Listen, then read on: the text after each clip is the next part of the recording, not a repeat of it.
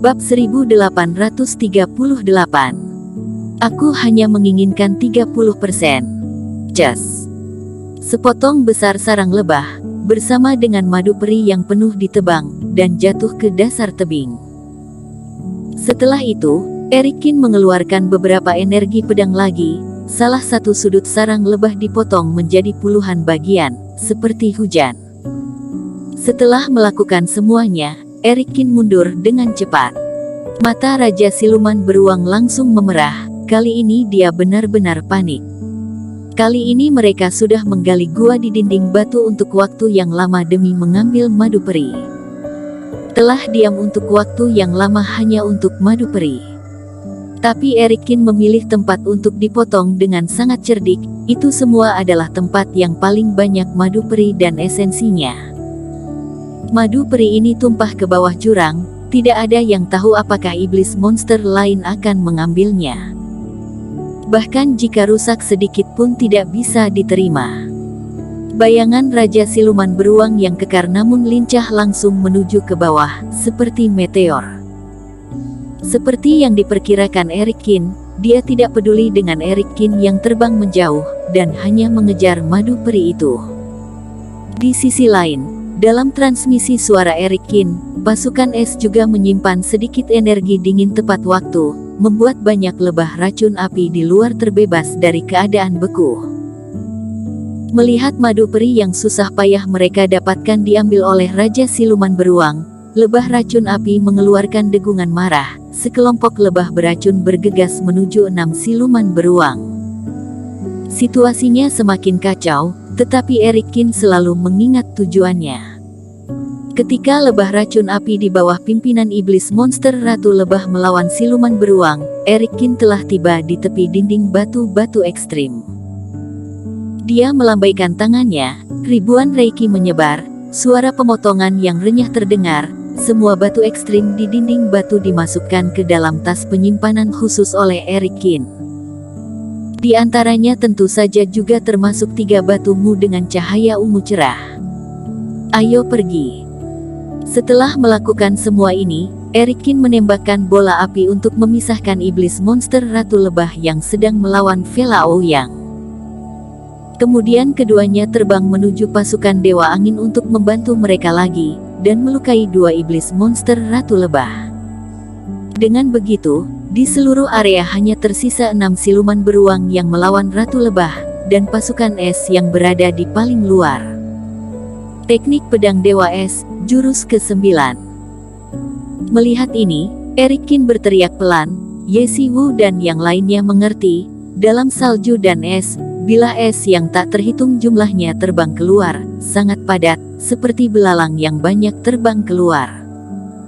Sambil bertarung sambil mundur, semua lebah beracun yang masih memiliki niat membunuh terhadap pasukan es dan yang lainnya musnah. Lebah racun api yang tersisa masih ingin mengejar, tetapi mereka mendengar jeritan Ratu Lebah Iblis. Ketertarikan lebah racun api terhadap batu ekstrim terbatas, mereka lebih memedulikan madu peri yang sudah lama dikumpulkan. Tiba-tiba semua lebah racun api terbang kembali untuk melawan 6 siluman beruang. Semua orang mundur dengan sangat cepat, dan dengan cepat meninggalkan area pertarungan. Mengenai siapa yang menang antara lebah racun api dan siluman beruang, Erikin juga sudah tidak peduli.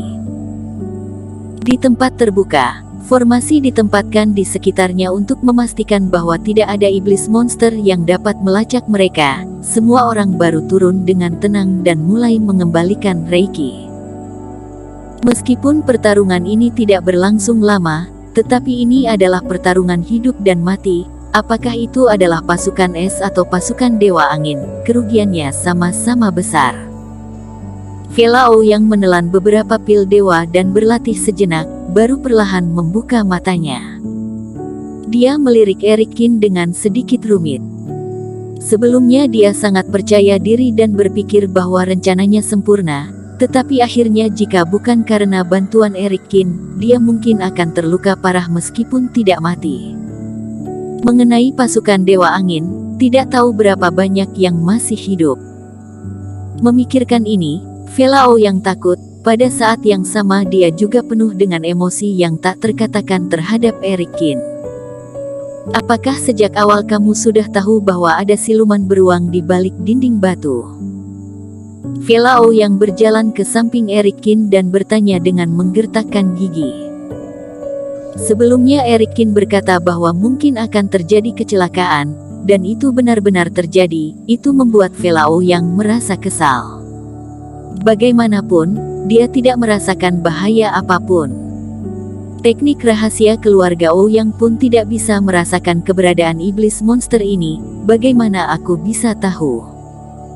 Eric Kin menjawabnya dengan datar. Itu sedikit melegakan ekspresi Velao Ouyang. Itu hanya firasatku. Dinding batu ini bermasalah, tetapi aku tidak punya bukti. Kamu tidak akan percaya jika aku mengatakannya. Velao yang mengangguk. Sebelumnya dia tidak terlalu mempercayai Eric Kin.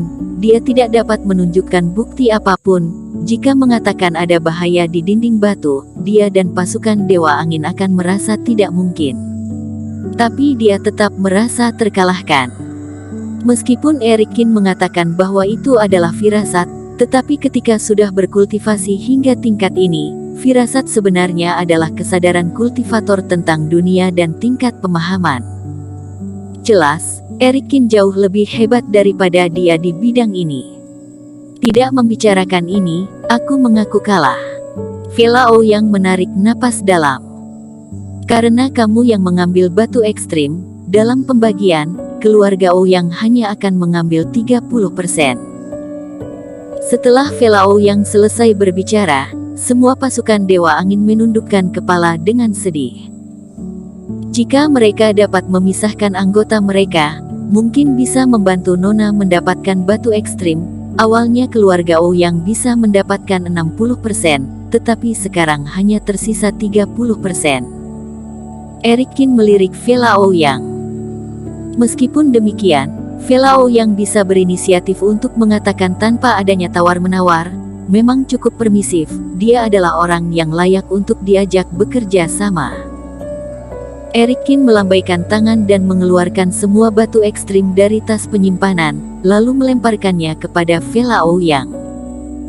Tas penyimpanan ini memang kosong awalnya, jadi tidak ada kemungkinan dia diam-diam menyimpan sesuatu.